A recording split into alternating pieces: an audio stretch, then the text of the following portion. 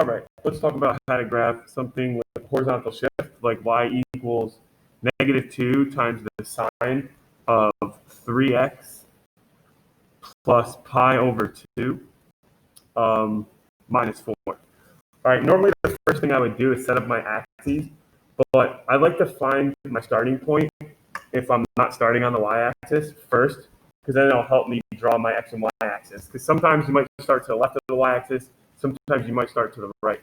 So it's good to know where you're starting.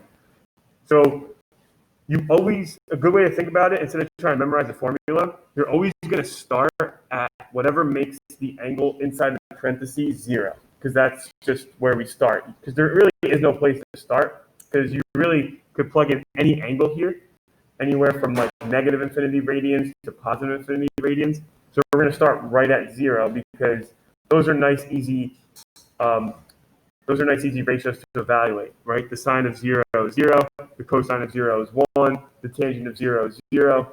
All right, so that's why we start at whatever makes this expression 0. So for starting point, I just take that expression, set it equal to 0, and solve. Okay, so I'm going to subtract pi over 2, and then divide by 3, or multiply by 1/3. And I see that I'm starting at x equals negative pi over 6. All right, cool. Now, before I draw my axes, let's find my increment, because that's going to help me draw my numbers on my x-axis. So for increment, we need to know the period. For sine and cosine, secant and cosecant, period is always 2 pi over b. And b is always the number in front of x.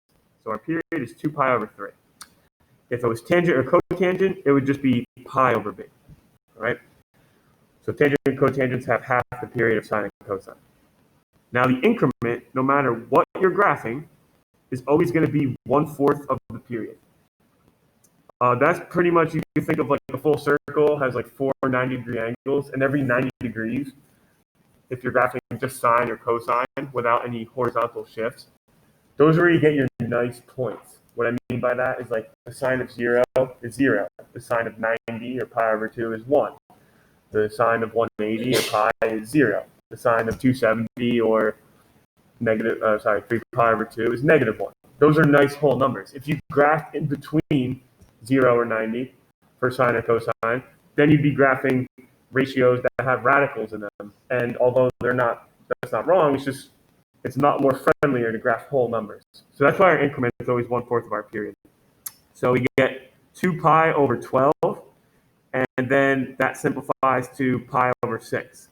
All right, so we got lucky here because our increment and our starting point have the same denominator. All right, if they didn't, we would want to get a common denominator. And I'll try to do another example where that happens. All right, so now we could set up our axes, because I know we're starting to the left of the y-axis. So I can give myself a little room over there. All right, so negative pi over 6, and then 0, and then pi over 6. So I'm adding pi over 6 to every tick mark, because that's my increment. And now it'll tell me where I'm plotting points. So negative pi over 6 plus pi over 6 is 0, plus pi over 6 is pi over 6, plus pi over 6 is 2 pi over 6, which reduces to pi over 3. 3 pi over 6 is pi over 2. 4 pi over 6 is 2 pi over 3. 5 pi over 6, 6 pi over 6, which is just pi. So now my x-axis is set up. All right, my y-axis, I'm going to go down 1, 2, 3, 4. So -4 is my midline, because that's how much it shifted down. And my amplitude is 2. So I go up 2, and then down 2.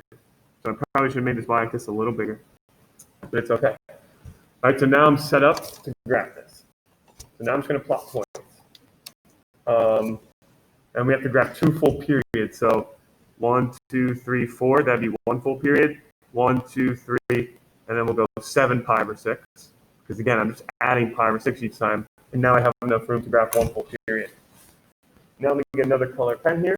So it's sine. So sine always starts on the midline. All right, because the sine of 0 is 0.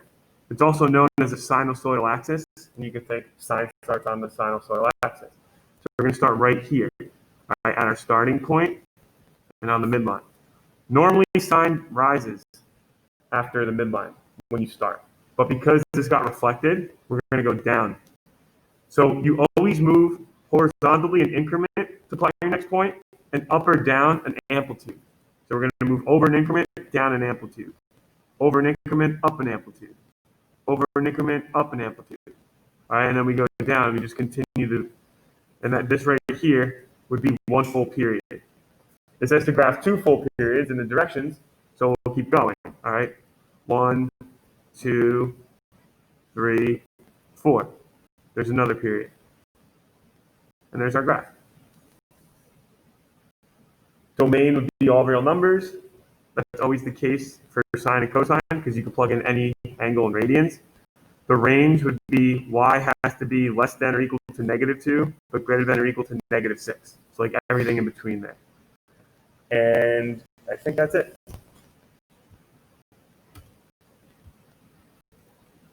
Any questions? I'm trying to pause this video, but it won't.